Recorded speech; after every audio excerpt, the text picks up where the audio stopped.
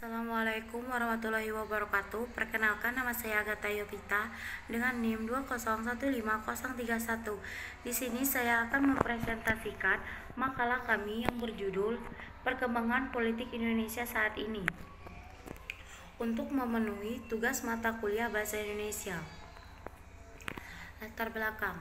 Indonesia saat ini ditandai oleh kedaulatan rakyat manifestasi dalam pemilihan parlemen dan presiden setiap 5 tahun.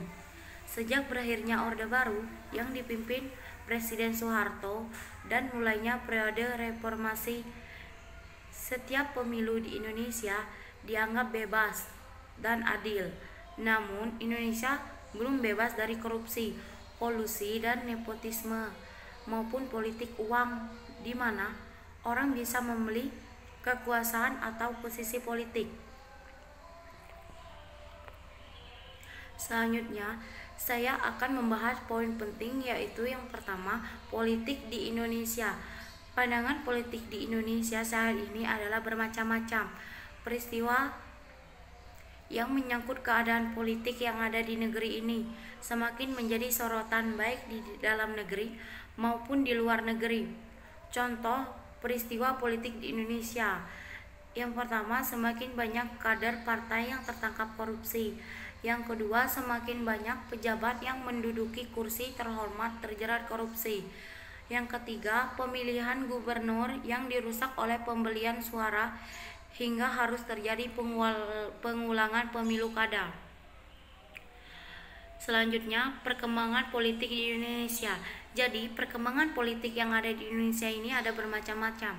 Yang pertama, masa prakolonial Indonesia, masa penjajahan, Orde Lama Soekarno, Orde Baru Soeharto, Reformasi Indonesia, Kabinet Indonesia sekarang. Selanjutnya, politik Indonesia saat ini. Politik Indonesia dewasa ini seperti sedang mendominasi wacana di media, layaknya gula yang sedang dikelilingi semut. Seperti itulah media yang memberitakan kondisi politik di Indonesia. Saat ini, kondisi politik terjadi justru saling memperebutkan kekuasaan. Para penjabat yang memiliki kekuasaan telah melupakan masyarakat. Selanjutnya, sikap masyarakat terhadap dunia politik di Indonesia.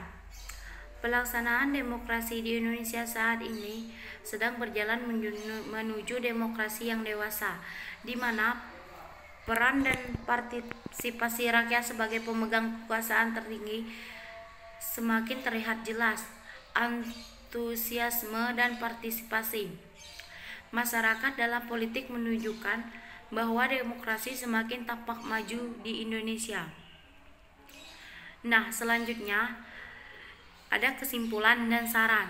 Kesimpulannya, Indonesia menganut reformasi dan pandangan politiknya setelah rezim Orde Lama digantikan oleh Orde Baru.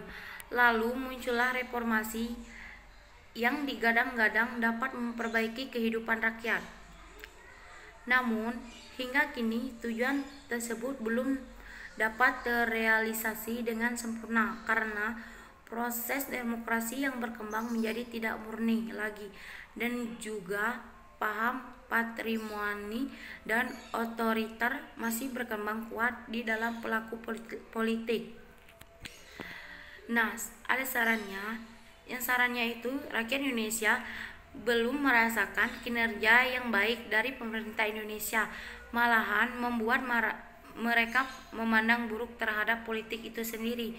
Selain itu, para generasi muda Indonesia haruslah diperkenalkan dengan politik yang sebenarnya, agar di kemudian hari mereka dapat menjadi generasi baru yang lebih bertanggung jawab. Oke, mungkin sekian presentasi yang dapat saya sampaikan. Saya dari kelompok 1 izin undur diri. Apabila ada kesalahan kata, saya mohon maaf. Wabillahi taufiq wal hidayah. Wassalamualaikum warahmatullahi wabarakatuh.